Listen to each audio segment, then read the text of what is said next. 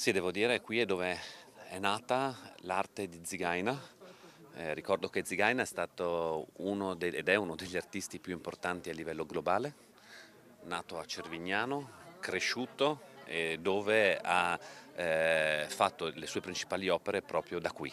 Oggi, lo dicevo durante la conferenza stampa, si racconta tanto dove nasce l'enogastronomia, da dove arriva, dove sono le viti che fanno il vino ed altro, e non raccontiamo dove nasce l'arte. Qui è nata l'arte di Zigana, che ricordo a 24 anni è esposto alla Biennale di Venezia, quindi abbiamo questo patrimonio incommensurabile in Friuli Giulia, lo vogliamo mettere a disposizione di tutta la comunità di questa regione.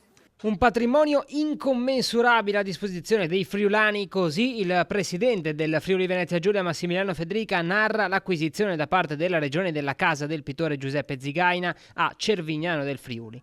Quella casa che l'amico fraterno Pasolini definì bellissima e che effettivamente incantevole lo è per davvero, la stessa casa che ora diventerà centro di ricerca e polo attrattivo per artisti e studiosi a beneficio del tessuto culturale del territorio. Quella stessa casa in cui è nata e cresciuta la figlia Alessandra Zigaina, oggi nota giornalista, che ha deciso di sua spontanea volontà di cederla alla regione.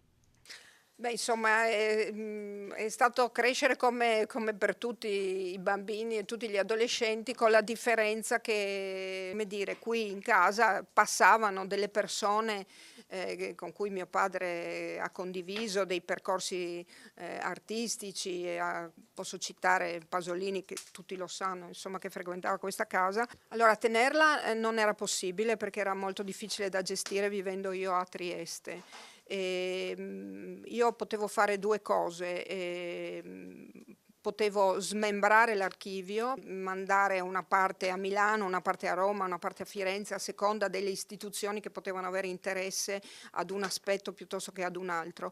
Però era una scelta che non mi convinceva, perché voleva dire appunto smembrare una storia. Mi sembrava che l'opzione migliore fosse quella di mantenere tutto insieme in un luogo che però doveva essere un luogo pubblico e accessibile. Vogliamo che questo ambiente continui a vivere nell'epoca contemporanea, proiettato verso il futuro. E quindi questo è un luogo, ci stiamo ancora riflettendo, ma dove tante iniziative possono convivere. Fondamentale il coinvolgimento della comunità locale, quindi del comune di Cervignano. Qui le scolaresche possono visitare e respirare appunto quelle atmosfere. Qui possono anche risiedere nuovi artisti